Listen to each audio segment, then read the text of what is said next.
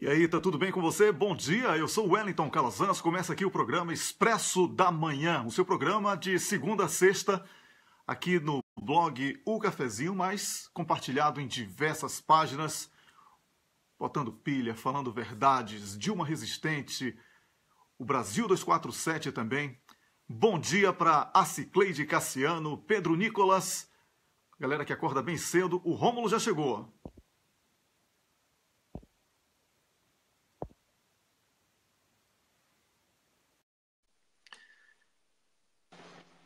Bom dia, Wellington. Bom dia para você que está nos ouvindo nessa quinta-feira, 7 de dezembro.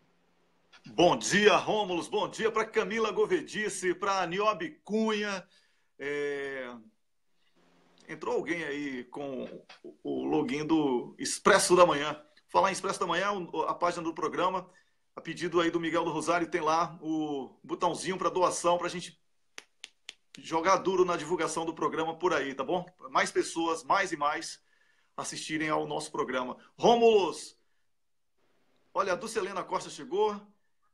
Bom dia, Camila tá dando bom dia aqui para você também. Bom dia para todo mundo. Bom dia para todo mundo, Niobe Cunha. Niobe veio com um bom dia. Pois é. Bom dia para Ana Tomazini, Ana Cristina Oliveira, Ana Luquezzi. Aí foi uma sequência de Ana, né? E galera boa. Eliane Paulino, nossa amiga aqui da Alemanha. Pois é, a Niobe com o tradicional saravá dela, né? Que é muito engraçado, muito legal, esse cumprimento da Niobe. Bom dia para todo mundo. Recuperado de ontem. Estou elogiando minha camisa. Valeu, obrigado, vermelha. É isso aí.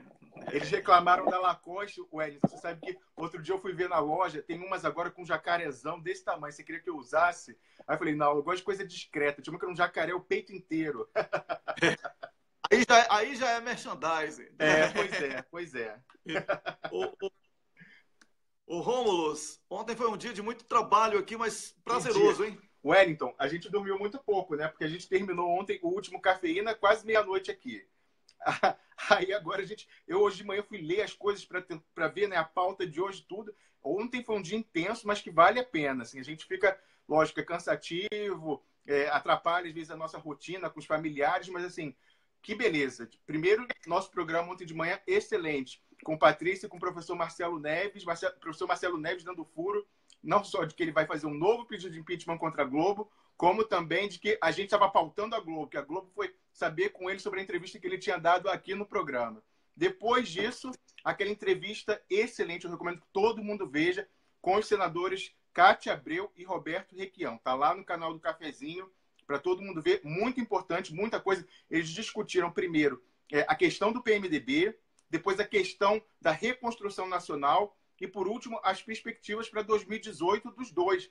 Quem eles pensam em apoiar, de que lado eles estão nessa disputa entre entreguistas e nacionalistas. Recomendo muito, porque são dois senadores que nem sempre convergem em todas as posições, digamos assim, ideológicas, mas os dois estão empenhados com a reconstrução nacional. É como você sempre diz aqui, Wellington, agora a gente ultrapassou a divisão esquerda-direita, a batalha de sobrevivência entre entreguistas e nacionalistas.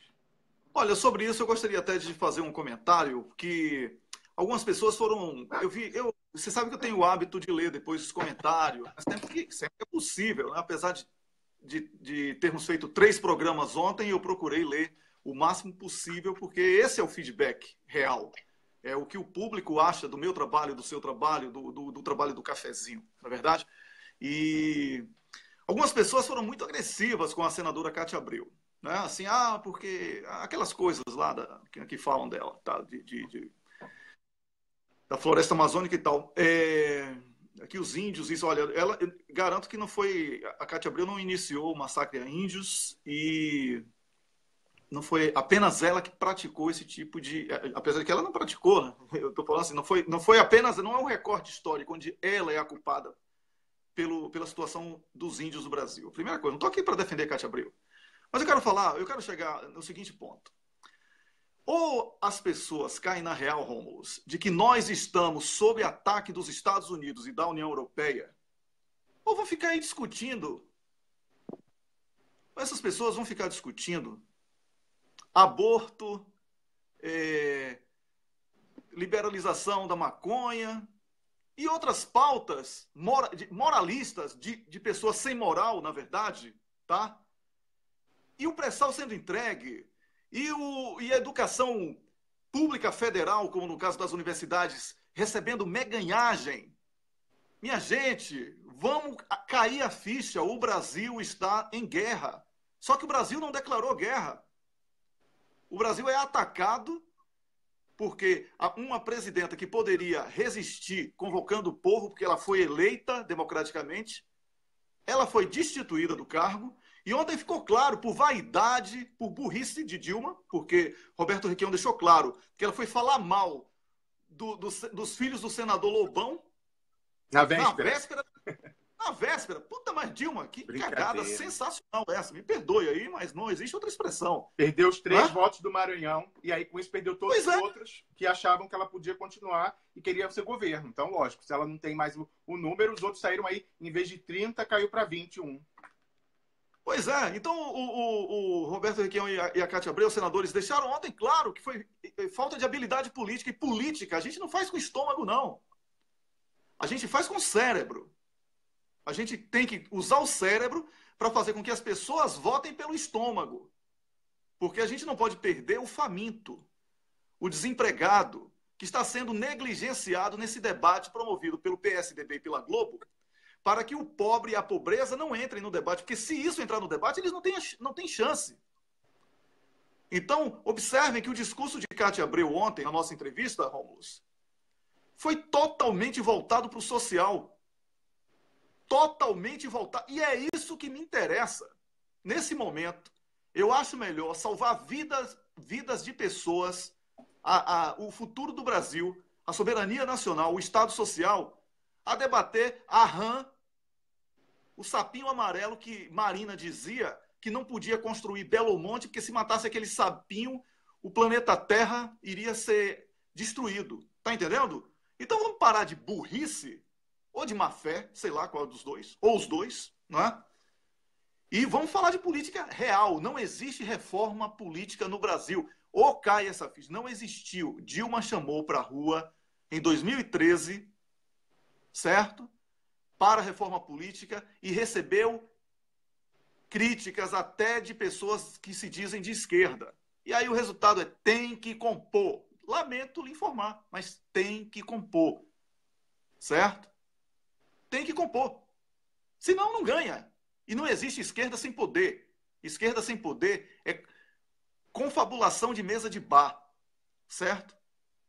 Não existe possibilidade de transformação sem o poder. E o poder, Requião deixou claro ontem, um senhor de 76 anos de idade, com a vida pública de mais de 50 anos, deixou claro, é Lula. Bota Lula no poder, o atalho que nós temos para voltar no poder de forma democrática. Então, vamos eleger Lula, formar uma grande base de apoio entre arrependidos, perseguidos, tudo. Os idos que não querem estar do outro lado. Despolitizados, pessoal que não entende o que está em jogo, mas que está vendo a sua vida ser prejudicada. Pois é. Então, o Carlos Krebs, que é da nossa equipe aqui do programa Expresso da Manhã, está falando aqui, olha, não é só compor para ganhar, é compor para poder governar. Sim. Então, não ser derrubado, né, Wellington? O que adiantou a Dilma ganhar a eleição? Foi derrubada. Ué. Exatamente. Então, não venham com esse papo furado agora, de que a floresta amazônica vai acabar, que os índios vão ser... Não, não vai. Não vão. Quero falar sobre isso também, Wellington. Quero falar, sabe...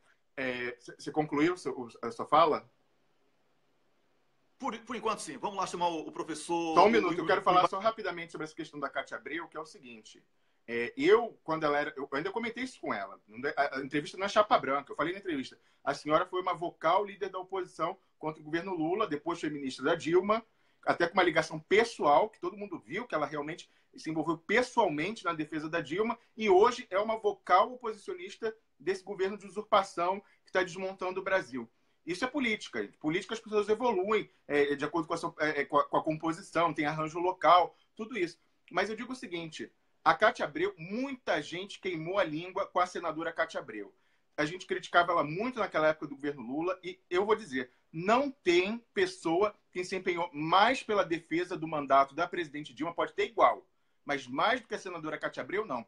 E foi revelado depois, aquele fatiamento da votação do golpe, do impeachment, que possibilitou que a Dilma que tivesse impeachment, mas que a Dilma não fosse punida, e com isso ela mantivesse os direitos políticos, vai poder disputar, aparentemente, o Senado de Minas Gerais. A articuladora foi a senadora Cátia Abreu, junto com o presidente do Senado, senador...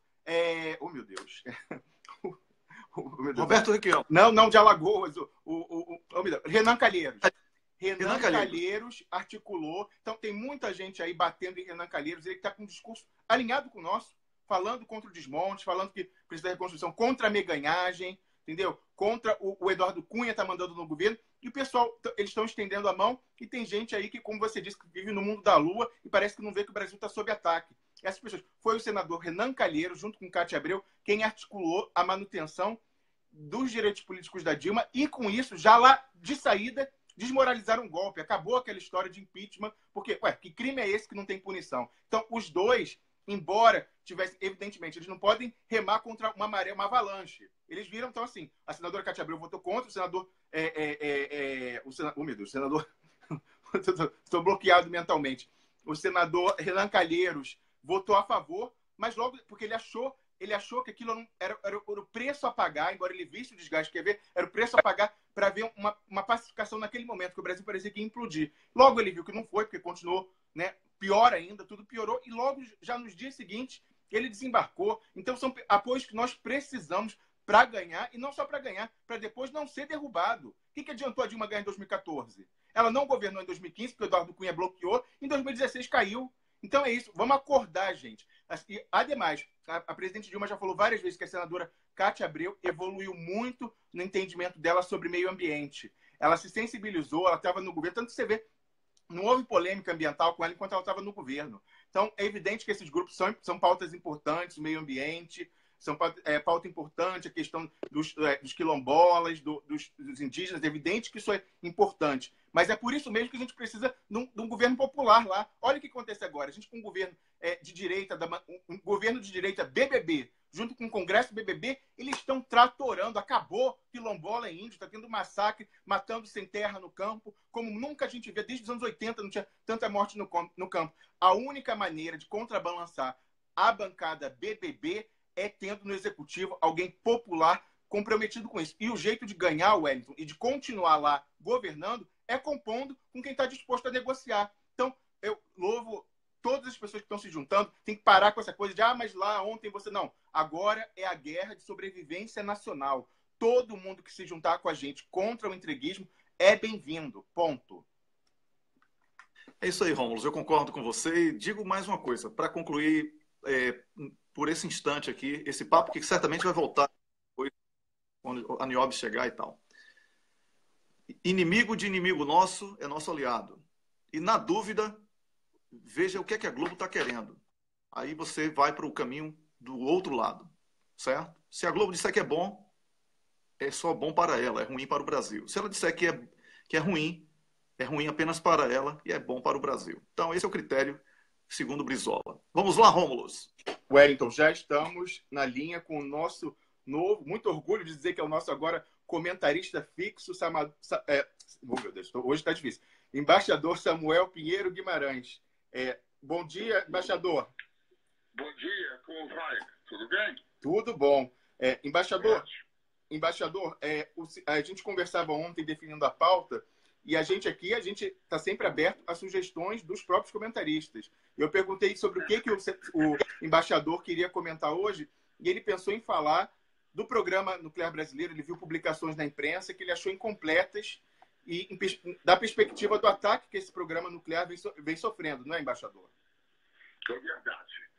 Eu vi o artigo, aliás, muito interessante, publicado pelo cientista físico importante, Sérgio Rezende, que foi ministro de Ciência e Tecnologia do Brasil, e sobre a questão da prisão e da condenação do almirante Otto, que eu também conheço, que há 43 anos de prisão de uma forma absolutamente absurda. Mas eu acho que o artigo é muito interessante, mas talvez existam algumas informações suplementares que seria útil considerar. Primeiro, que o Brasil ele é o quinto, talvez pudesse vir a ser o terceiro país do mundo em reservas de minério de urânio. Quinto, hoje. Não é? E são poucos os países do mundo que detêm reservas de urânio. E o Brasil é o quinto do mundo. Em segundo lugar, o Brasil é um dos poucos países que detém a tecnologia do ciclo completo de enriquecimento do urânio. A tecnologia industrial, que é capaz de enriquecer o urânio, não é apenas um conhecimento teórico, que isso qualquer pessoa pode ter, como é o modo de enriquecer o urânio, mas a capacidade física de enriquecer o urânio. É também um dos poucos países do mundo que controla essa tecnologia. E, em terceiro lugar, porque o país é um grande consumidor de energia que deveria consumir níveis muito mais elevados de energia em geral. Né? Tendo em vista o nosso subdesenvolvimento, o nosso consumo per capita de energia é baixo. Né? Muito bem. Essa combinação desses três fatores pode fazer o Brasil, primeiro, um grande consumidor de energia nuclear, de origem nuclear, né, termonuclear, assim como um grande exportador de urânio enriquecido. Porque hoje em dia se considera que o ataque, digamos, a solução dos problemas decorrentes do aquecimento atmosférico, né? Aquecimento climático, né? Ele não poderá vir somente do uso de tecnologias alternativas, como energia solar e energia eólica, por causa das suas características. Então, a energia nuclear seria extremamente importante para muitos países no mundo que não detêm nem de fontes eólicas, né? Nem de fontes solares. Né? Exatamente. Embaixador? Isso é um comentário geral que coloca em perspectiva. Então, nós temos a capacidade de produzir urânio enriquecido, não é? E temos, portanto, a possibilidade não só de utilizar o urânio enriquecido, como de exportá-lo. Não é? E isso, naturalmente, não interessa aos grandes países produtores de urânio, que são muito poucos, né? De urânio enriquecido. Embaixador Wellington Calazans tem uma pergunta. Por favor. Bom dia, embaixador Samuel Pinheiro. Um prazer tê-lo aqui no programa. Um amigo comum que tínhamos até bem pouco tempo, o cientista político Luiz Alberto Muniz Bandeira, falava sobre os riscos de um país que não controla, que não domina a energia e o petróleo quando tem essa possibilidade. E o senhor está falando sobre energia nuclear, que teve aí como personificação o almirante Otton, que foi perseguido, massacrado por uma justiça que o brasileiro sabe que não é tão justa assim. Como reagirmos, embaixador, a essa situação? Não ouvi a parte final do que o Wellington disse. Pode repetir, Wellington? Eu repito, então. Pode. O Wellington comentou da questão da perseguição ao almirante Otton, que é o símbolo, praticamente a encarnação do programa nuclear brasileiro, e que foi massacrado por um lawfare, né, pela perseguição judicial, com a pena que até pouco tempo era a maior da Lava Jato, uma prisão perpétua. Ele já é uma pessoa que já está na sua senioridade, foi condenado a 43 anos. Então, o Wellington quer saber como reagir nesse caso, quando o brasileiro já não confia mais na justiça e a gente vê que tem interesses estrangeiros atacando, que se valem do nosso aparelho, do nosso sistema de justiça, para atacar interesses estratégicos do Brasil. Em primeiro lugar, eu acho que cada um pode reagir do seu modo. Quer dizer, os parlamentares denunciaram e devem continuar denunciando no Congresso essa prisão absurda que aliás agora o Almirante, depois de 2 anos de prisão, mesmo que ele vinha a ser absolvido no futuro, ele cumpriu 2 anos de prisão. E o programa da eletronuclear foi prejudicado. A imagem do Brasil foi prejudicada, o programa foi prejudicado, porque esse é um dos objetivos da Lava Jato, é atacar as empresas importantes brasileiras, tanto estatais como privadas. Daí o ataque permanente, todos os dias, à Petrobras. Né? Todos os dias, desde o início. Né? Então, digamos, e também é um ataque permanente ao Estado brasileiro, para provar que o Estado é que é a fonte de corrupção no Brasil. Né? Então, cada um pode reagir na sua esfera, como estão reagindo aí através desse programa, né? O Wellington e vocês estão reagindo, quer dizer, e assim, certos jornalistas e toda a imprensa alternativa, e as pessoas precisam se conscientizar melhor do que está em jogo. Né?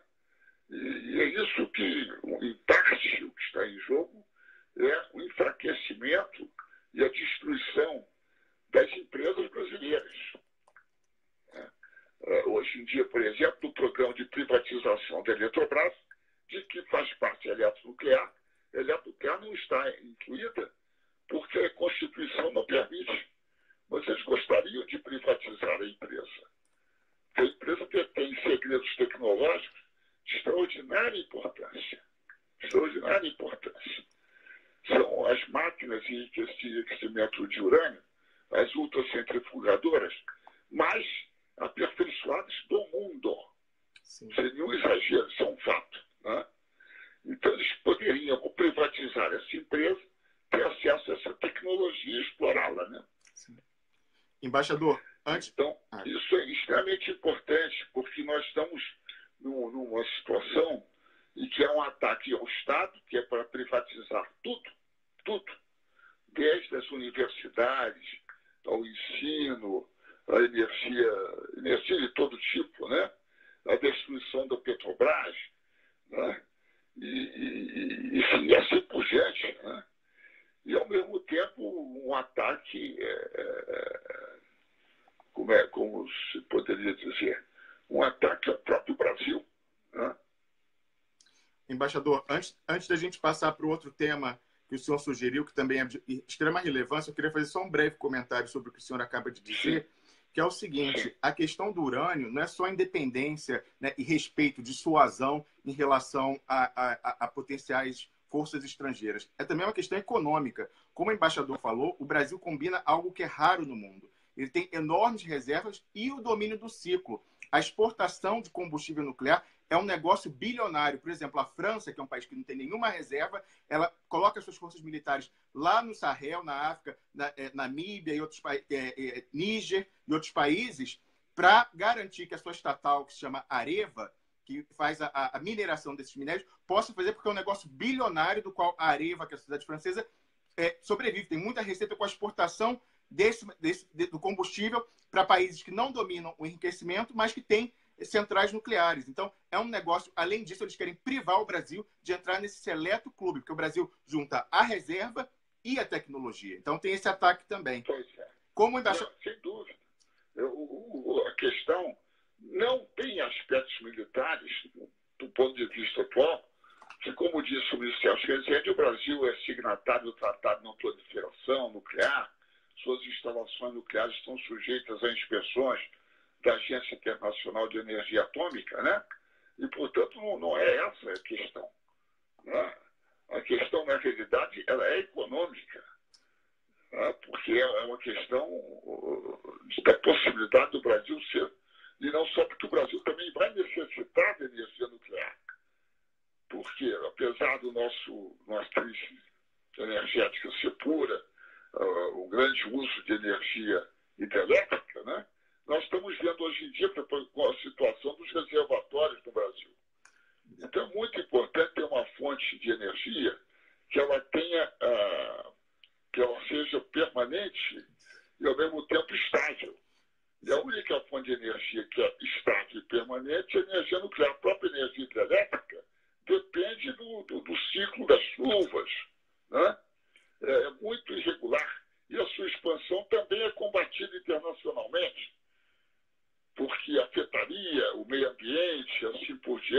uma série de argumentos que dificultam muito o aumento da oferta de energia elétrica de fonte hidrelétrica, né?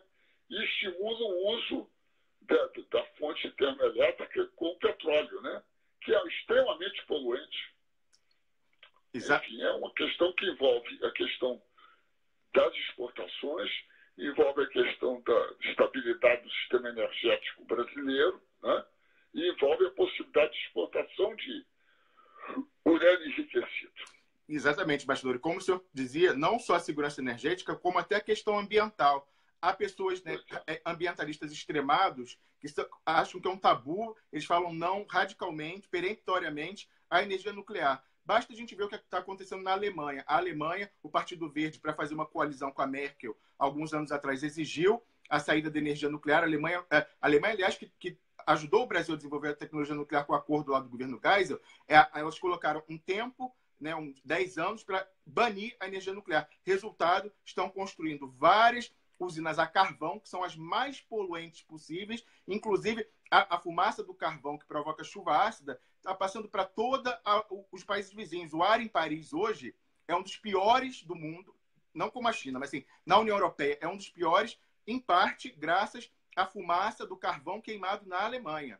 Então, é muito importante isso. E só para fechar, embaixador, só lembrando, o senhor falava do Almirante Otton, por pouco a lei Cancelier, que é a lei do abuso de autoridade, não se chama lei Almirante Otton, porque ele também, vendo a injustiça, também cogitou tirar a própria vida na prisão. Então a gente tem que ver que esse ataque ao Brasil também está tentando destruir o homem que é a encarnação do nosso programa. Claro, sem dúvida. E com isso, embaixador, eu queria pedir que o senhor passasse para o outro tema que o senhor selecionou, que era aquela pesquisa que saiu ontem no Datafolha, falando da maior rejeição, né, um nível histórico, um recorde histórico, da rejeição do parlamento brasileiro, do legislativo, diante da população. E o senhor achou que é um tema importante na perspectiva interna para a gente discutir aqui hoje?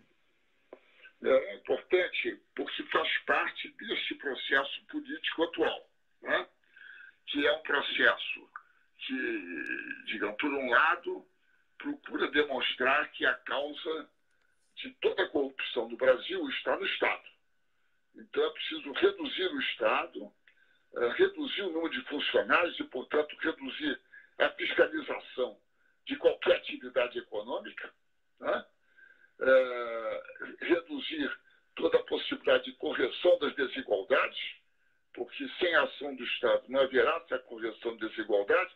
Ninguém pode imaginar que vai ser a empresa privada que vai resolver todos os problemas das desigualdades sociais, né? Isso é impossível, pela própria natureza da desigualdade. Então, ontem, na Folha de São Paulo, saíram duas notícias muito interessantes. Uma primeira, que é a rejeição da população aos políticos, ao Congresso especificamente, né? E que 60% da população considera o Congresso como péssimo, né?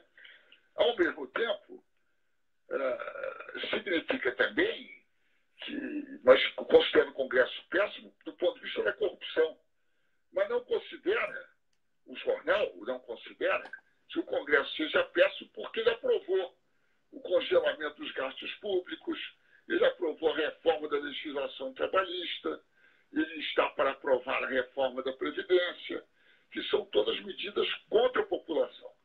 Mas, paradoxalmente, a população condena esse Congresso, mas deveria condenar o Congresso também pelo fato de estar aprovando essa legislação. Isso não é a pergunta que está na pesquisa, né? E o próprio jornal e os próprios meios de comunicação em geral louvam a aprovação dessas medidas. E acham que é de extrema importância.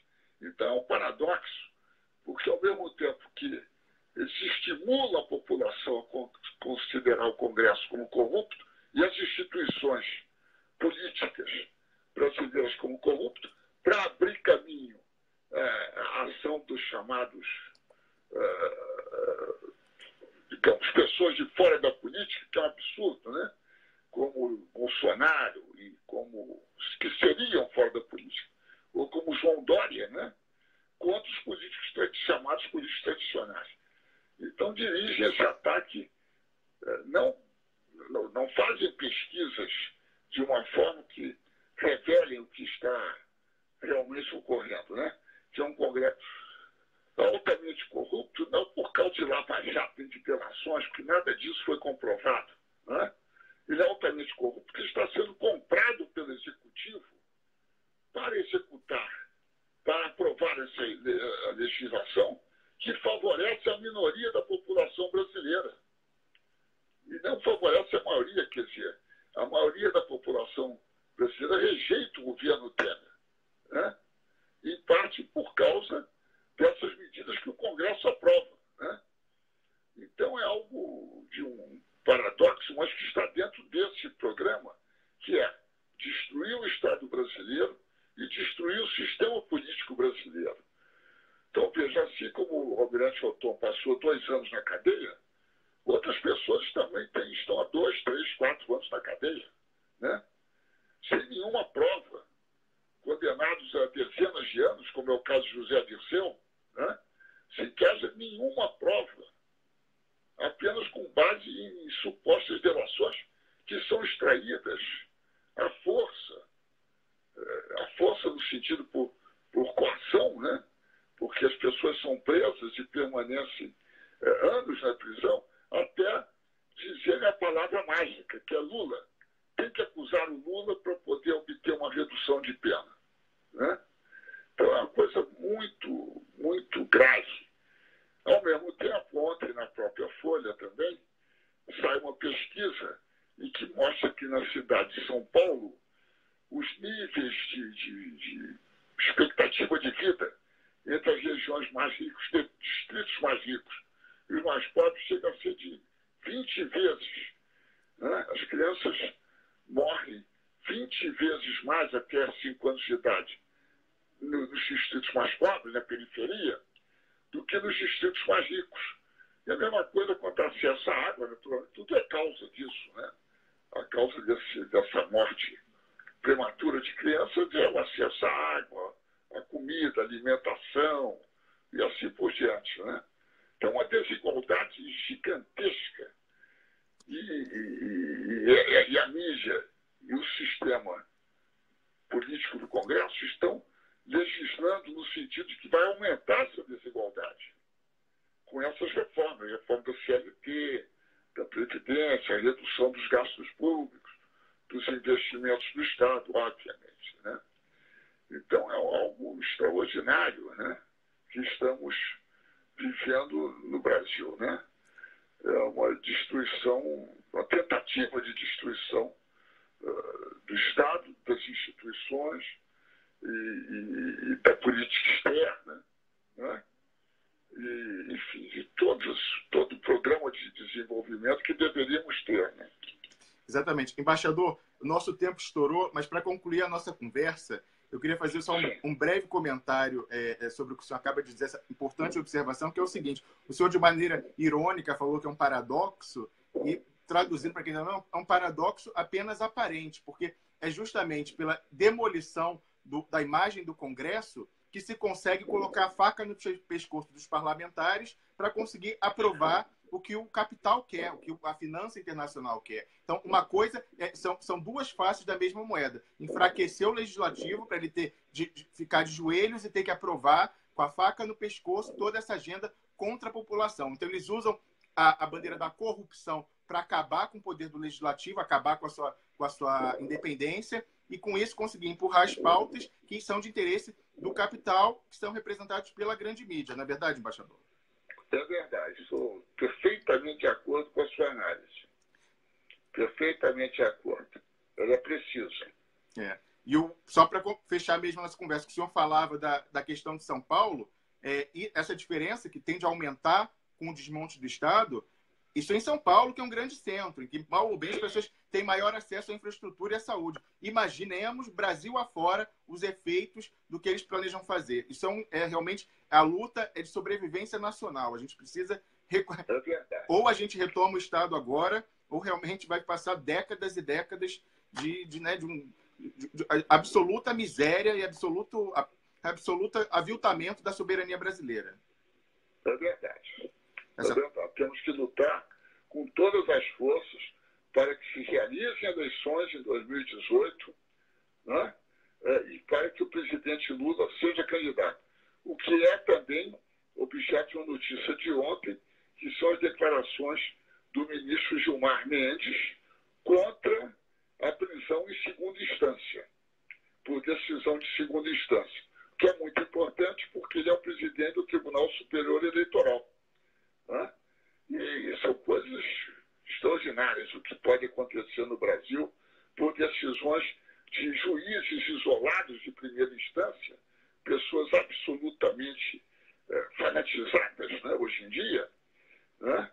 E por tribunais que, às vezes, turmas de 2, 3 desembargadores podem decidir o destino do sistema político. É algo extraordinário, né? Mas que está ocorrendo. Vamos lutar pelas eleições e pela vitória do presidente Lula em 2018. Porque se não tivermos esta vitória em 2018, como você disse, teremos décadas de aprofundamento das diferenças sociais que estão se acentuando, né? Já são gravíssimas e que se acentuam, e com difícil perspectiva de revisão e de grande instabilidade. Viu? Exatamente. Embaixador, a gente agradece enormemente a sua participação, mais uma aula que o senhor deu aqui, e a gente aguarda o senhor novamente na quinta-feira que vem com uma nova análise dessa para brindar o nosso público com uma reflexão tão importante logo pela manhã. Muito prazer em colaborar com vocês, procurando fazer aquilo que o professor, querido amigo, saudoso Luiz Bonet, disse: o que podemos fazer? Ele fez, escrevendo mais de uma dezena de livros importantíssimos sobre o Brasil e sobre o mundo, e eu dou aqui uma pequena contribuição através dessa participação nesse programa de vocês, que é de grande importância. Valeu? Muito obrigado pela oportunidade. Até quinta-feira. Nós que agradecemos. Até lá, embaixador. Até logo. Até lá. Um abraço. Abraço. Ô, Rômulus, muito obrigado aí. Eu deixei você conduzir até por uma questão técnica. O meu retorno não estava muito bom para ele, então eu preferi não perder um único segundo, né? Porque não é todo dia que temos Samuel Pinheiro Guimarães como comentarista. E essa honra, ela assim, estimula demais. É por isso as pessoas perguntavam como é que vocês aguentam, não é? Porque apresentamos ontem programa pela manhã, um à tarde e outro à noite, não é? Como é que vocês aguentam? Nós aguentamos assim, ouvindo uma voz como a de Samuel Pinheiro Guimarães, um senhor que já prestou relevantes serviços ao Brasil, mas que está aí lutando para que nós possamos consolidar a nossa democracia, resgatar o Estado social, a soberania nacional, porque essa destruição que está aí, ela sofrerá a revogação. Você não tenha dúvida. Referendo revogatório, né, Wellington? O referendo Lula montado na bandeira do referendo revogatório. Exatamente. Lula com a bandeira do referendo revogatório para a reconstrução nacional. E é uma honra também ter aqui no programa, no mesmo dia, uma pessoa que eu admiro muito, que é a Niobe Cunha, nossa comentarista de política, que chega agora. Bom dia, Niobe Cunha! A mulher Nióbio. Expresso da Manhã, bom dia a todo mundo que está aí acompanhando a gente. Saravá para todo mundo. Pois é, saravá, Niobe.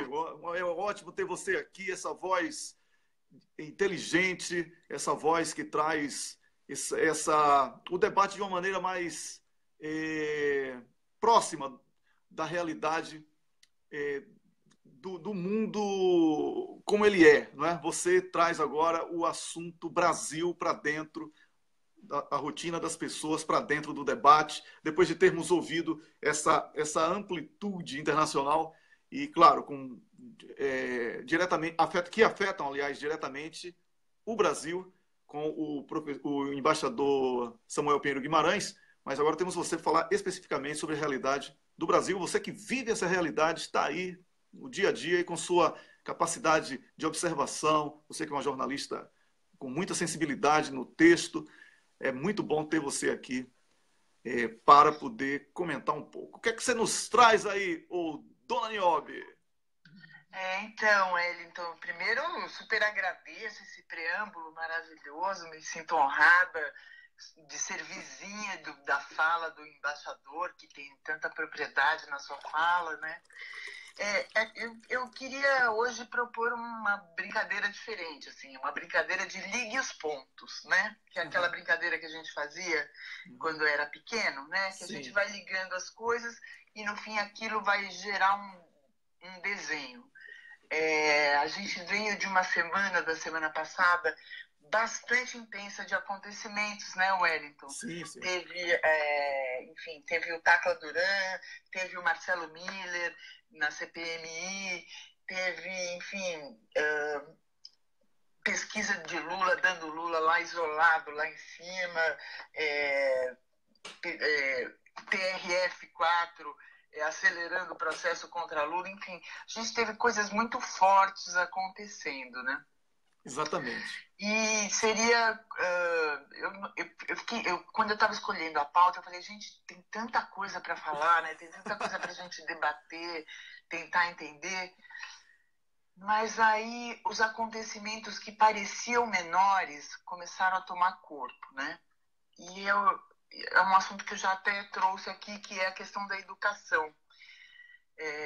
Ontem saiu no jornal uma notícia bastante importante que estourou antes da história da coercitiva em Minas Gerais, que foi a vinculação da discussão de gênero a ensino religioso pela Base Nacional Comum Curricular. O que é isso? A Base Nacional Comum Curricular é um estatuto do que a gente vai aprender daqui para frente nas escolas públicas e privadas, né, da educação básica.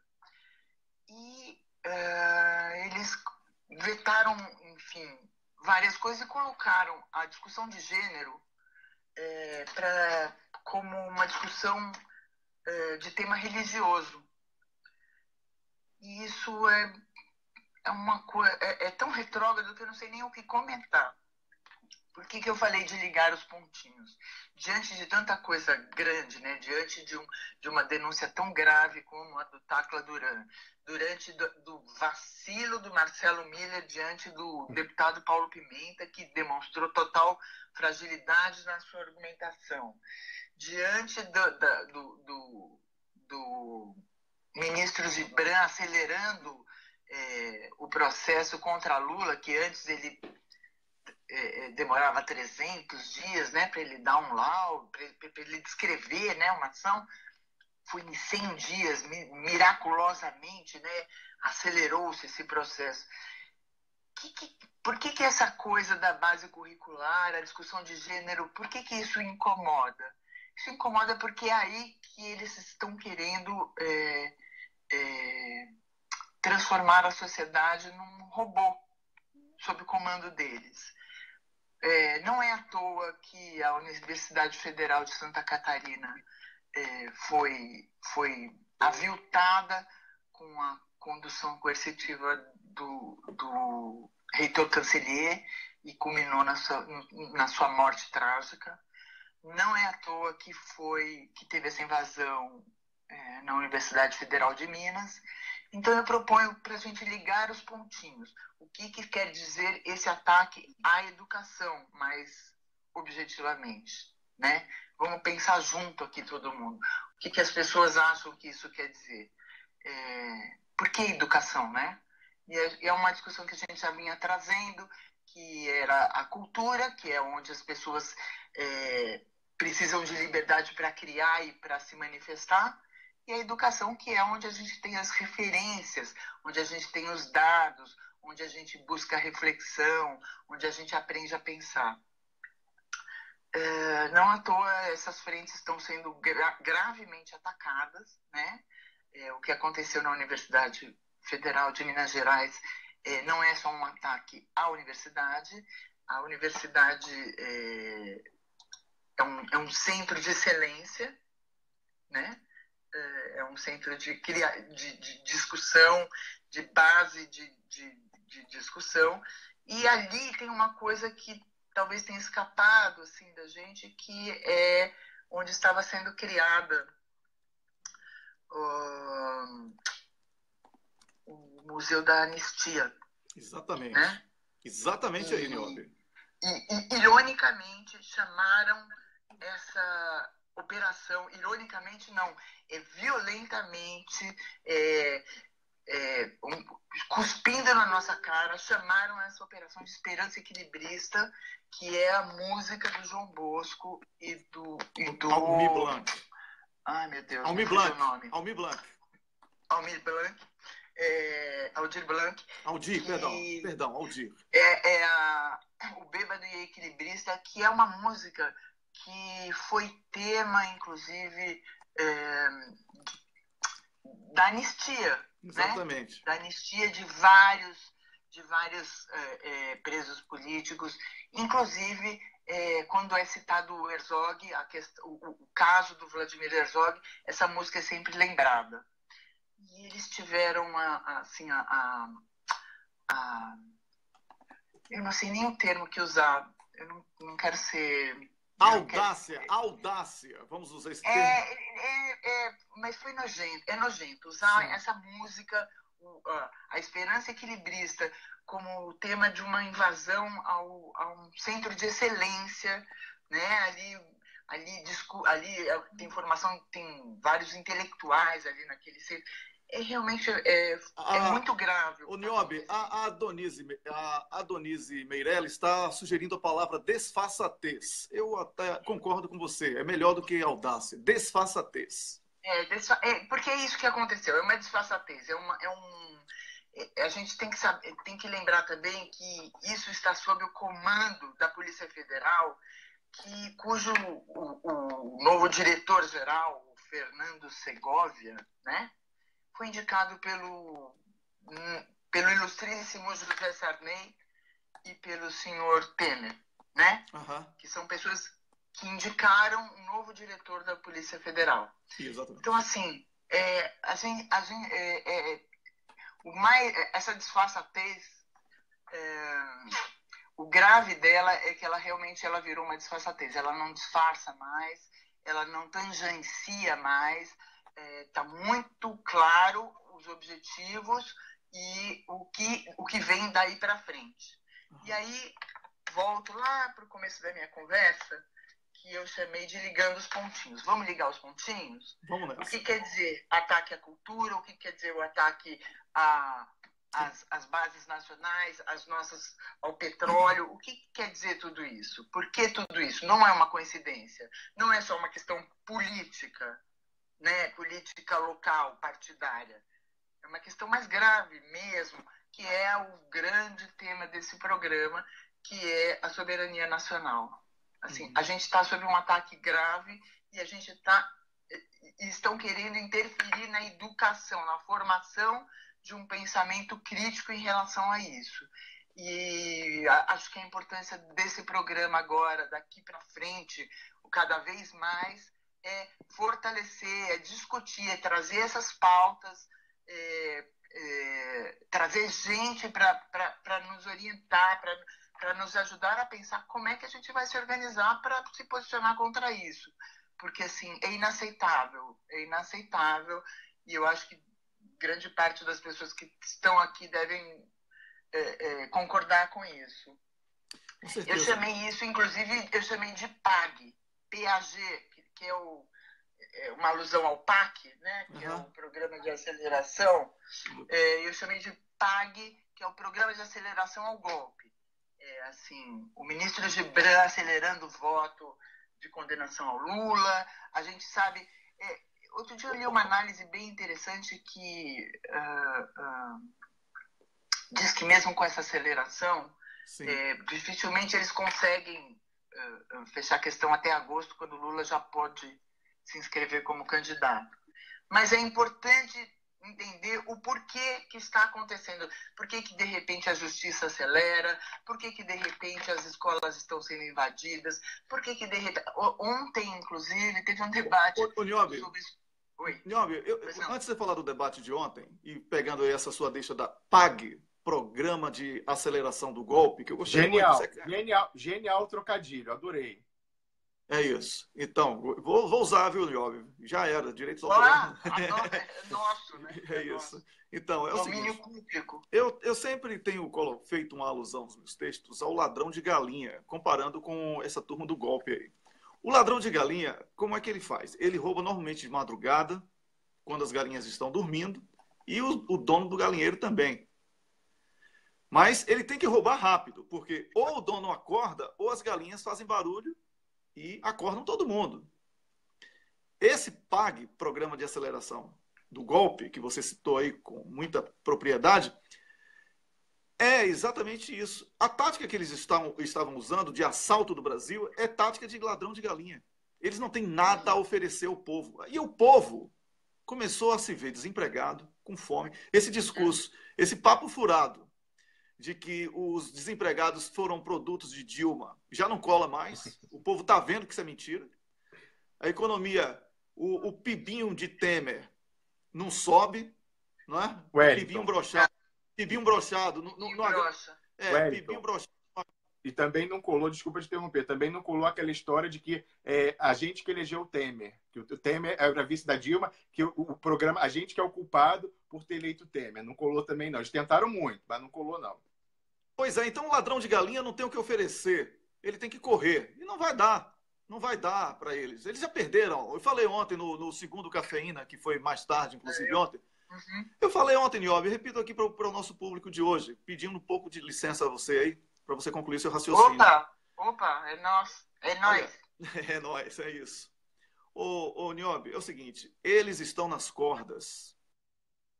Isso tudo aí, todas essas ações, são ações de quem está em desespero. Tacla Duran detonou a Lava Jato. A FIFA detonou a Rede Globo, que é a fábrica de mentiras. Sem a máquina de propaganda mentirosa, que é a Globo, e sem a farsa do combate à corrupção, que foi o que sustentou todo esse processo de desmonte, qual o recurso? A Polícia Federal invadiu a universidade? Aí, meu irmão, é comunidade internacional matando esses caras. Entendeu? Então não tem mais jeito. Olha, eles perderam. E se eles engrossarem, vão perder pior, eles vão ser humilhados, porque aí a gente vai acelerar o nosso programa de aceleração vai ser o PALP, Programa de Aceleração do Lesa Pátria, certo? Porque a gente vai julgar, certo? Esses caras aí são criminosos. Sérgio Moro cometeu crime lesa pátria quando vazou áudio de uma presidenta da República com um ex-presidente da República.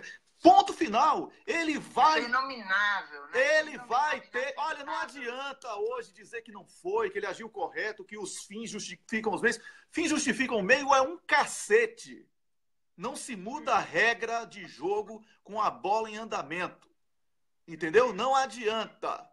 E como você bem falou... É golpe. É golpe, vai ter que pagar pelo crime lesa pátria que cometeu. Não adianta. E esse bandido, chamado Sérgio Moro, está no Rio de Janeiro, o primeiro estado destruído pela Lava Jato, com o desmonte da Petrobras, da indústria de petróleo e gás e da indústria pesada de engenharia civil. O bandido, Sérgio Moro, está no Rio. Eu quero ver como é que o Carioca vai receber Sérgio Moro hoje. Eu quero ver como é que o Carioca vai receber Sérgio Moro hoje. Niobe. Então, para mim, assim, isso está tão claro. E eu queria linkar toda essa história que eu estava falando exatamente com esse debate sobre Cátia Abreu, se a Cátia Abreu exterminou, foi a favor ou contra o Belo Monte. Gente, tudo é importante. Acho o Belo Monte importante, acho importante a questão indígena, importantíssima para nós, para a nossa identidade cultural, para nosso respeito mesmo, a preservação dos quilombolas, dos índios. Agora, a gente não pode ignorar o tamanho de uma Cátia Abreu encarando aquele congresso, levantando o dedo, colocando o dedo no nariz de senhores barbados, de senhores grisalhos, colocando a bola no lugar dela no jogo, né? Não jogando bola para o mato, que é jogo de campeonato, né? O Alckmin, outro dia, nessa semana, ele deu uma entrevista para Mariana Godoy, e que ela pergunta qual que é o grande problema do Brasil. O Alckmin fala que o grande problema do Brasil é a falta de dinheiro, porque, enfim, nos últimos 3 anos a gente perdeu 27 bi em arrecadação.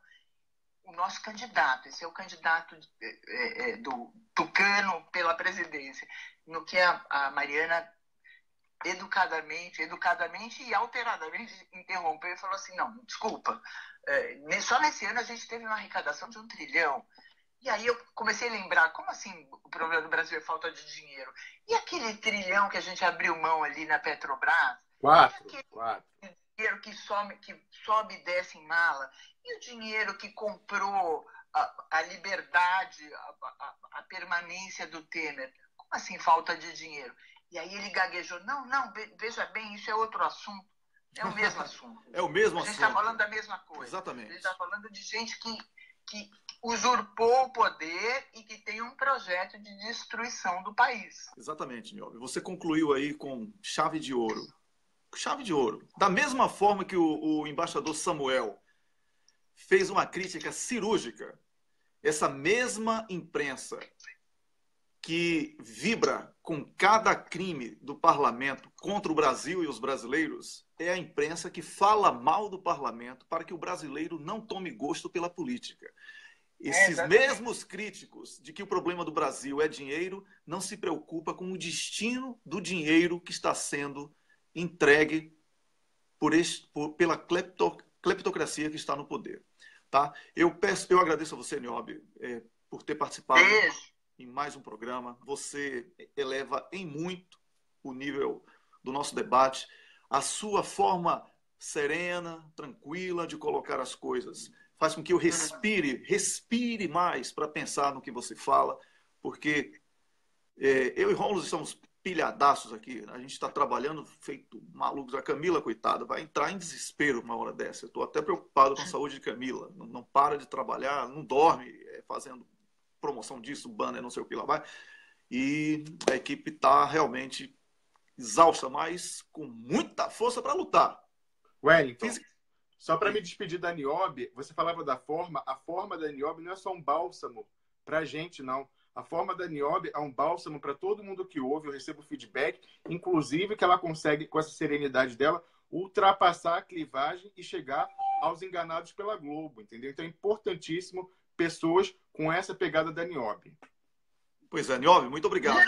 Mulher Nióbio, como diz Rômulus. Mulher Nióbio. É isso aí. A nossa riqueza. Um grande beijo, Nióbio. Obrigado por tudo. Beijo, obrigada. E olha, gente, saravai para vocês essa semana que a gente vai encarar. Tá bom, deixa eu falar uma coisa a você aqui rapidinho. Você, se quiser fazer live durante a programação, que se quiser fazer outras coisas, pode ficar à vontade também. Vai ser um prazer ter a sua sabedoria publicada mais vezes, além do programa aqui, tá bom? Obrigada. Um grande beijo. Tchau, tchau. Beijo, tchau. Tchau. Eu conversei aqui com o Niobe Cunha, que é jornalista, comentarista de política do nosso programa, que vem toda quinta-feira aqui falar da política sob uma ótica muito interessante. Ela pegou uma brincadeira criança, que é ligar os pontos, para falar sobre aquilo que a gente tem procurado falar. Eu com a minha agressividade habitual, você com o juridiquês habitual, mas, claro, tem hoje traduzido bastante para as pessoas. E, Rômulus, como não ficar forte para essa luta, não é, Rômulus? Quando a gente tem pessoas tão inteligentes, um público fantástico, com opinião. Tem um rapaz aí que escreveu assim, você é um não sei o que lá, falando de, quando eu estava falando sobre Moro, falando de gente honesta. E ele escreveu honesto com O. Aí, realmente, Moro é honesto com a letra O. É um honesto com O. Com H ele não é nem aqui, nem no inferno. Se é que o inferno existe. Tá bom? Então, eu quero dizer, Rômulus, que esse trabalho é bom porque a gente traz aqui essa possibilidade de conversar com o público, essa possibilidade de conversar com pessoas inteligentes com autoridades, como fizemos ontem, com especialistas. E isso é exatamente o que um serviço público de comunicação social deveria fazer e não faz no Brasil. Estamos assistindo impotentes ao desmonte da EBC. Temos a concessão pública de uma empresa privada como a Rede Globo sendo usada para favorecer apenas 1% da sociedade brasileira, apenas a elite financeira, sobretudo.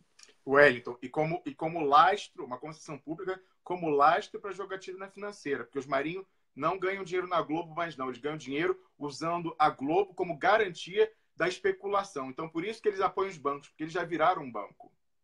Exatamente. E essa Globo que se alimenta de golpes, sangue, suor e lágrimas dos brasileiros, é uma concessão pública que se diz privada, mas só ganha dinheiro público.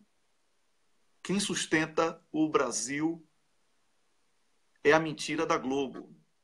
Hoje, quando cair a ficha de verdade desse povo, eu não quero estar na pele dos irmãos Marinho para tudo que as pessoas vão sentir contra eles. Esses caras ultrapassaram aquela linha.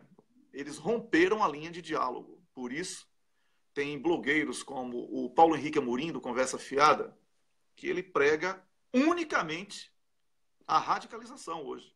Eu tenho acompanhado, ele fala, dialogar com quem? O outro lado já rompeu. Eu concordo que já rompeu. É por isso que eu digo, temos que construir a nossa base, porque as regras são essas. E se a gente ousar fazer algo fora das regras, aí a gente não ganha mesmo, porque toda estrutura está montada para a manutenção do golpe dos golpistas. E temos que matá-los assim, com as armas que eles criaram e que não conseguem mais usar, porque não conseguem mais enganar. A Rede Globo é o câncer do Brasil. É uma empresa corrupta, que sonega impostos, que paga propina e que mentiu para o brasileiro, que enganou milhões de brasileiros, inclusive que se achavam da classe média, que hoje percebem que não são classe média. É uma classe assalariada. Mas, sobretudo, é uma emissora, é uma rede de televisão e um complexo de comunicação que promove o holocausto dos pobres no Brasil. A Rede Globo não tem sensibilidade em relação à pobreza. Ela ganha prêmios patrocinados por quem quer que seja do exterior, que ganha com o roubo do Brasil, falando sobre a pobreza no Brasil. Ou seja, a pobreza do Brasil, que é potencializada por essa política que a Globo apoia, que a Globo é Temer, é Cunha, a Globo é Moro, Lava Jato, é a destruição da Petrobras, do emprego, é a destruição da soberania nacional e do Estado Social. E a Globo ainda faz grana e prêmio com reportagens sobre a miséria do povo, essa miséria que ela ajuda a promover. Então não dá para ter pena desse povo. A gente tem que ver todo mundo como brasileiro, mas cada um tem que pagar pelo que está fazendo pelo Brasil, pelo bem e pelo mal, certo? Então, essa luta não é uma luta fácil, mas é uma luta que nós estamos ganhando, porque tudo que eles estão fazendo vai ser revogado. O referendo revogatório é isso, é provar que eles não atendem aos anseios do brasileiro. E é por isso que devemos lutar. Não se sinta derrotado. Não acredite que uma invasão de uma polícia que parece uma milícia, que é a Polícia Federal de hoje, é uma milícia federal que atende a uma cleptocracia que está no poder. O diretor da Polícia Federal foi colocado por Sarney, a pedido de Temer. Isso é autoexplicável. Isso é autoexplicativo. Não precisa falar mais nada. Um diretor colocado por Temer e Sarney numa Polícia Federal, você pode chamar de milícia federal. Temer é ladrão. O Brasil hoje tem um presidente que é ladrão. Então, não dá para respeitar ninguém que é nomeado por ele. Por isso, já vencemos. Porque o ladrão, ele não vai ganhar uma batalha de longo prazo. É ladrão de galinha. Ele pode até roubar uma galinha, mas ele não vai roubar o galinheiro. Ele vai comer aquela galinha, quando ele voltar, a gente pega ele. Vamos pegar esses ladrões. Rômulus. Wellington, eu estava ouvindo atentamente o que você estava falando, e aí eu lembrei daquela frase que eu sempre repito aqui. A Globo é o diário oficial do golpe. E a gente vê a concretização até nesse caso. Por quê? Foi na Globo que saiu a notícia de que tinha sido caçada a liminar para poder entregar o pré-sal. Lembra disso? Depois, foi na Globo que eles responderam à entrevista que o irmão do reitor Cancellier deu aqui na segunda-feira. O reitor Cancellier se insurgiu e revelou aqui o fato gravíssimo de que estava havendo aquela transferência, aquela promoção da delegada Macarena, né, ao algoz do Cancellier, do reitor Cancellier, lá para Sergipe. E ele falou, mas como isso? Se me foi dito pelo ministro da Justiça que estava havendo uma sindicância. Quem está sob sindicância não pode ser promovido.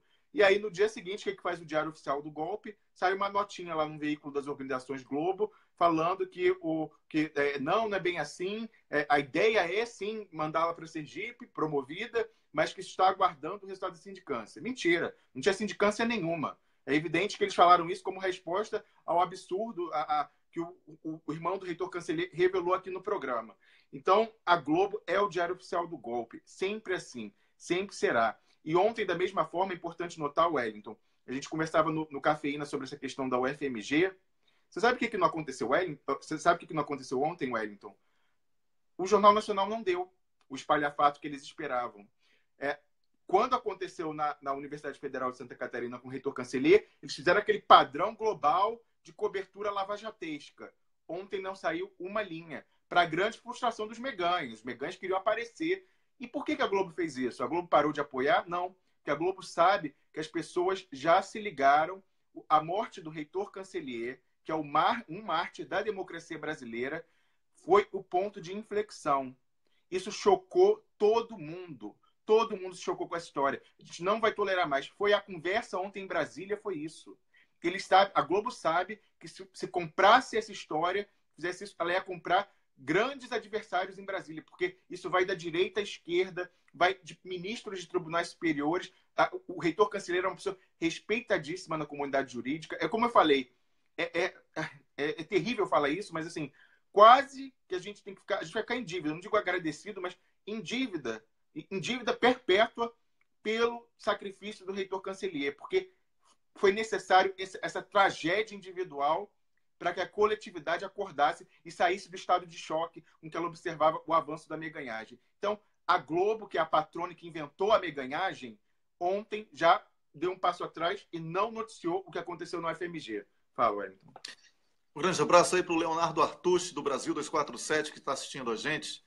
Eu quero dizer que antes do reitor Cancellier, nós tivemos aí a morte de Dona Marisa. Olha, Dona Marisa, esposa de Lula, foi a primeira vítima da Globo e Lava Jato.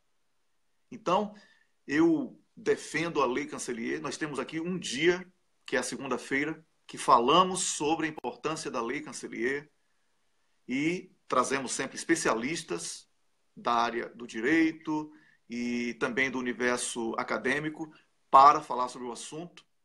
Mas Dona Marisa também não pode ser esquecida. Dona Marisa é vítima da perseguição canalha da Globo, é vítima da perseguição canalha até hoje, depois de morta, vítima da perseguição canalha deste canalha chamado Sérgio Moro. Sérgio Moro, que é criminoso, praticou crime lesa-pátria quando vazou áudio. Segundo as leis, ele não poderia fazer isso, então ele é criminoso. E é réu confesso, porque disse que não se arrepende. Criminoso, réu confesso. E mais, pratica crimes lesa-pátria seguidamente.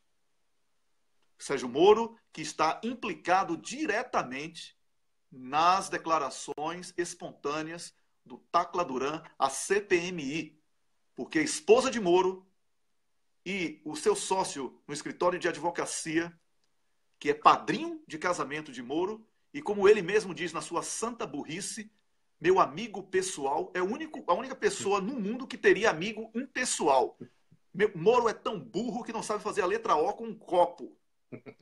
Os Estados Unidos não pegaram esse babaca à toa, não. Pegaram um burro. Um burro. Que chega lá e assina. Deve ser a assinatura dele, pelo menos. Isso ele deve saber. Não é? Ele não sabe falar português, não sabe falar inglês, não sabe escrever, não sabe falar, não articula o pensamento. Tem um problema pessoal muito grande. Pessoas ligadas a ele já me falaram que ele tem trauma da voz dele. Sérgio Moro tem trauma. É sério, não estou brincando. Ele evita falar hoje em dia porque ele tem trauma. E eu não sabia disso, comecei a imitar aqui. E eu vou parar de fazer isso porque eu não quero fazer bullying, mesmo ele sendo o canalha que é. Não vou mais imitar Sérgio Moro, mesmo que vocês peçam. Tá bom? Porra. Não vou. Não vou. Certo? Então, estamos falando aqui de abuso de autoridade. A Polícia Federal invadiu universidade para prisão coercitiva que é proibida nesse caso. Não houve intimação, não houve tentativa de resistência, não houve nada disso. Quem hoje aplaude prisão coercitiva pode ser vítima amanhã. Eu vou repetir, meganhas, togados não recebem votos. Temos que fortalecer a política, botando políticos melhores, porque somos culpados também pela escolha desses políticos que estão aí. É por isso que eu tenho que concordar com o Moro. Temos que escolher melhor os políticos, mas não o que ele quer que escolha, o que abafa, o que promove a meganhagem, mas aquele que combate a meganhagem e aquele que luta pela transparência. Transparência que nós não temos neste desgoverno que está aí no Brasil. Rômulus. Wellington, você fez uma lembrança importantíssima, que a primeira vítima fatal foi Dona Marisa Letícia, mas você sabe, Wellington, que ela poderia ter sido vítima até antes, porque aquele procurador Carlos Fernando teve a audácia de vir a público falar que ele queria ter feito condução coercitiva com ela também. O que o Lula sofreu, ele queria ter feito com a Dona Marisa, que era uma pessoa mais frágil e poderia ter tido aquele acidente vascular cerebral naquela data. Você imagina a tragédia que seria. O presidente Lula sendo levado e a mulher dele tendo um AVC. Então, ele queria ter feito isso. Ele se arrepende do Moro não ter autorizado isso. E o Moro não fez porque ele é bonzinho, não. O Moro fez isso porque ele sabe que mexer com mulher é o código até da máfia internacional. O Moro, como é um mafioso, conhece o código da máfia. Mexeu com mulher, todo mundo vai se juntar contra ele. Porque não se mexe com família, não se mexe com mulher. Quem é louco e faz isso é o Dallagnol e os procuradores, que ficam ameaçando parente, ameaçando filha. O Moro, eles são burros, além de tudo. Porque, sabe, isso prejudica. Mas foi por isso que o Moro não fez nada com a Cláudia Cruz Cunha. Porque ele sabia que se ele tocasse nela, não só o Cunha conhece ele de muito tempo, de antes de ele estar na mídia, lá na época do Banestado, como também ele sabe que indo para cima da esposa, todo mundo se juntaria contra ele e acabar com a farra dele. E você falava demais, Wellington, desse caso da universidade, foi algo que eu esqueci de falar ontem no Cafeína. O que a gente observa em comum entre o que aconteceu na UFSC e na UFMG? Infelizmente, eu acho que esse não vai ser o último caso de Universidade Federal. O que eles têm em comum? São casos antigos de irregularidades administrativas que não necessariamente são corrupção. Todo mundo sabe como é difícil administrar uma empresa, quanto mais uma universidade pública. Então, a verba, às vezes, vai atrás, tem aquela coisa da rubrica, liberou ou não, e eles estão criminalizando isso. Mas os dois casos eram antigos. E o que isso revela, Wellington? Me correu isso. Revela que esses órgãos estão fazendo uma devassa em todas as universidades públicas, nas contas. Fica o alerta para todos os reitores de Universidade Federal. Esse caso da UFMG é de 2009. Eles estão fazendo uma devassa para pegar qualquer confusão administrativa que eles possam espetacularizar, porque o objetivo é destruir a universidade pública, que é o último bastião, né, o mais forte de resistência ao golpe, em todas as suas dimensões. O golpe político, com a cleptocracia, o golpe econômico, com o desmonte do Estado e ultraliberalismo, o golpe geopolítico, com o fim da soberania, o golpe jurídico, com essa meganhagem safada, e o golpe cultural, com esses fascistas ascendendo, fazendo todos esses casos aí de invasão, museu, não sei o que tal, porque as faculdades de humanas, de filosofia, de antropologia, ciências sociais em geral, né, os centros do pensamento, são o polo antagônico a esse pessoal. Então, a universidade, a intelectualidade em geral, mas a universidade pública em particular, para eles, tem que ser destruída. E não é à toa que o Banco Mundial, que é aliado do golpe, falou que tem que privatizar as universidades públicas. Esse é o plano. Eles já acabaram com o sindicato, reduzindo o orçamento à metade, estão perseguindo os movimentos sociais, criminalizando. A gente viu gente do MST presa com base na lei do terrorismo. Estão, né, massacrando os movimentos sociais, descendo a porrada quando tem manifestação. E agora, acabaram com o PT, né, a perseguição política com a Lava Jato, e agora eles querem ir para a universidade. Então, fico alerta. Eles estão fazendo devassa, procurando qualquer vírgula, qualquer erro de digitação para escandalizar. Mas eu digo de novo, eles se deram mal. Eles achavam que iam ser a estrela do Jornal Nacional com matéria de 20 minutos, mostrando homem com metralhadora e não sei o quê. Não deram uma linha no Jornal Nacional. Teve inflexão. A morte do reitor Cancelier, trágica, mas valeu para isso. A sociedade não vai mais aceitar essa meganhagem. Fala, Wellington. E sabe por que a Globo não deu? E sabe por que aquele juiz lá do TRF4, que eu nem lembro o nome, já está admitindo que o doutor Zanin apresente determinadas testemunhas, etc. Porque Juca Bala e Dário Messer mandam lembranças. E eles estão assistindo o cafezinho e todas as páginas que estão compartilhando. E eles sabem que quando Dário Messer e Juca Bala vierem à tona, e virão, Juca Bala, o Leonardo Artucho, que está assistindo aí do 247, o pessoal do Falando Verdades, o pessoal também do Botando Pilha, Dilma Resistente, etc., todas as outras páginas. Anotem esses nomes aí, vocês, tá? Juca Bala e Dário Messer. Eles representam um freio de arrumação. Já ouviu falar no freio? Quando o buzu, o ônibus que a gente chama na Bahia de buzu, está lotado, e aí para num ponto que está cheio de gente, o motorista dá aquele freio, né, bem rápido, bem radical, para todo mundo ir para frente para sobrar espaço no fundo para o pessoal daí. Então é o freio de arrumação. Juca Bala e Dário Messer são o freio de arrumação na turma da meganhagem. Porque quando, e não são eles que vão falar, né? São pessoas muito boas, ativistas muito bons, que vão trazer aí coisas boas sobre Dário Messer e Juca Bala, em homenagem àquele, como é o nome do juiz lá do Rio de Janeiro que tira foto com armas? Bretas. Bretas. Em homenagem a Bretas. Aquele que finge que está querendo extraditar o Juca Bala, que é o preposto Dário Messer. Dário Messer, que é o doleiro da gente fina, da granfinagem, de dono de emissora, de pessoal de time de futebol, de pessoal de tribunal de justiça que constrói prédio superfaturado. Esse aí opera para a galera de terno e gravata. Então, ele finge que quer pegar o Juca Bala, mas ele sabe que não vão deixar ele trazer o Juca Bala, porque trazendo, cai a casa geral do 1%, do andar de cima. Então, ele finge para quê? Para todas as arbitrariedades dele não serem processadas, evidentemente.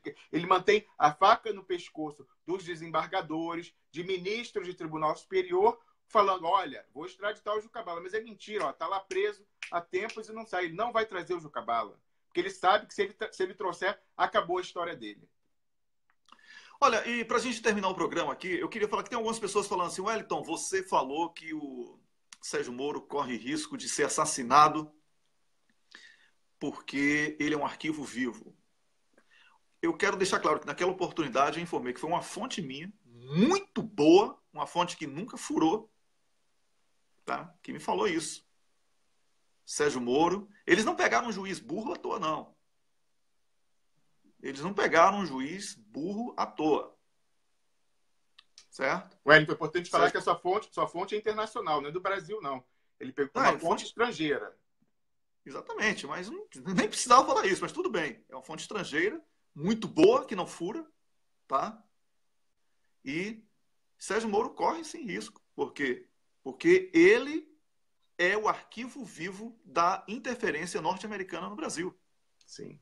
Agora, ele é burro. Ele é burro e ele acha que ele vai ser herói. Ele recebe um prêmio aqui hoje, dinheirinho aqui amanhã, mas ele corre risco.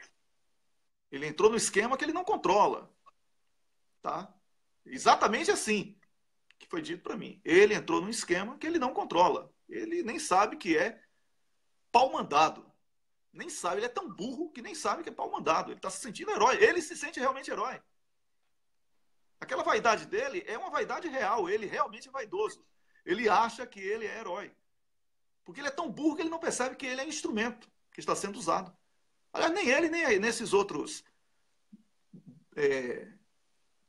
meganheiros que estão aí, vamos chamar da República da Meganhagem de Curitiba. Rômulo, chegou o momento de... Wellington, só para encerrar, meu último comentário são coisas que, se eu deixar para falar amanhã, vai ter passado muito tempo.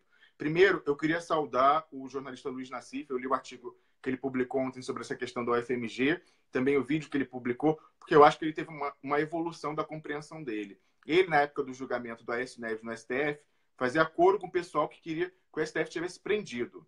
Ele agora, pelo contrário, ele parece que reconheceu a importância do foro prerrogativa de função, o chamado foro privilegiado. Ele percebeu que, tirando isso, a meganhagem vai avançar para cima dos políticos. A gente vê o caso não só dos deputados do Rio, como o caso do Antony Garotinho. Prenderam ele, ele falava mal da Globo e do esquema, prenderam ele. Da última vez que prenderam, Rosinha Garotinho era sua voz para da cadeia. Dessa vez, para não dar esse mole, mesmo o juiz corrupto, eu digo aqui, o juiz é corrupto, tem até um dossiê lá, a coisa dele que o Nassif já publicou tempos atrás. Vamos ver porque esse cara é corrupto. E ele persegue o Garotinho denuncia ele lá em Campos. Prenderam ela também para não ter. Quem está sendo a voz do Garotinho? A filha dele, porque é deputada federal. Se não tivesse o foro prerrogativa de função, já teriam inventado um crime comum para um juizeco federal desses prender ela também. Então, pelo amor de Deus, ainda bem que o ministro Toffoli, que apanhou até em artigo de articulista que foi publicado lá no Nassif, professor Aldo Fornazieri, por ter pedido vistas. Ainda bem que ele pediu vistas. E eu tomara que esse negócio não seja pautado até a democracia ser retomada e até um governo popular e soberano voltar. Porque e isso me impressiona mais ainda, que essa PEC da redução, da redução extrema do foro prerrogativo esteja passando com tanta facilidade no Congresso. A gente conversou aqui com o Dr. Rubens sobre isso. A esquerda não entendeu ainda o que está em jogo, é louca, fica fazendo demagogia em rede social, falando, acabar com o foro privilegiado. Não acabar com isso, acabar com a democracia. O político é o representante da soberania popular. No momento que você coloca ele com um poder não eleito, que é o Judiciário e o Ministério Público, com a faca e o queijo na mão, para qualquer político sair da linha ser preso, inventando um crime comum, como a gente tem visto na Lava Jato, acabou a soberania popular. Então, proteger o mandato é proteger o voto. O privilégio, se tem foro privilegiado, é do voto, não é de quem está lá. Não interessa se é Bolsonaro, se é Lula, é o voto. A gente tem que proteger o voto. Deixa de ser burra, minha gente. E só para fechar mesmo, Wellington, eu queria falar uma coisa que passou despercebida ontem na entrevista da senadora Cátia Abreu com a gente. Ela revelou que a gente já está há muito tempo fazendo essa entrevista, mas ela estava viajando, estava nos Estados Unidos. E ela fala que ela foi lá a convite da Fundação Lehman, do Jorge Paulo Lehman, com várias autoridades, ministros de Supremo e todo mundo, para conversar, discutir o Brasil sobre melhores práticas, mas vendo os exemplos americanos. É evidente que a senadora Cátia Abreu, uma mulher altiva e patriota, ela foi lá, ouviu o que era bom, mas não caiu em doutrinação. Agora, quantos espíritos fracos, pessoas deslumbradas, não chegaram lá nos coquetéis, na coisa fina, como o Sérgio Moro, o Dallagnol, que foram doutrinados, e falaram assim, opa, isso aqui que é bom, a gente tem que fazer, tem que se juntar, deixar essa galera ajudar a gente lá no Brasil, e não foram doutrinados. Então, o Jorge Paulo Lehmann, por que ele não fez esse debate no Brasil? Se era um debate sobre o Brasil, com a autoridade brasileira, por que levou ele para os Estados Unidos? Porque é doutrinação. É doutrinação. Então, ficou alerta, ela revelou isso. Então, o meu cocô do dia, Wellington, vai para Jorge Paulo Lehmann, que quer, com seu dinheiro, cooptar autoridades brasileiras para o entreguismo. O meu também. O que eu passeia no banheiro que eu me sinto feliz.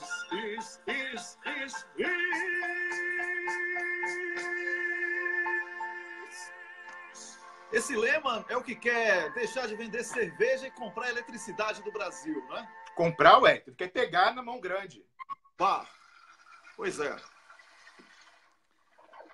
Desceu o Lehmann. Ele quer, daí, né? Ele é belga ou ele é suíço? Eu nem lembro agora. Ele fez, né, a nacionalidade suíça para morar aqui, meu vizinho, em Zurique, e não pagar um imposto.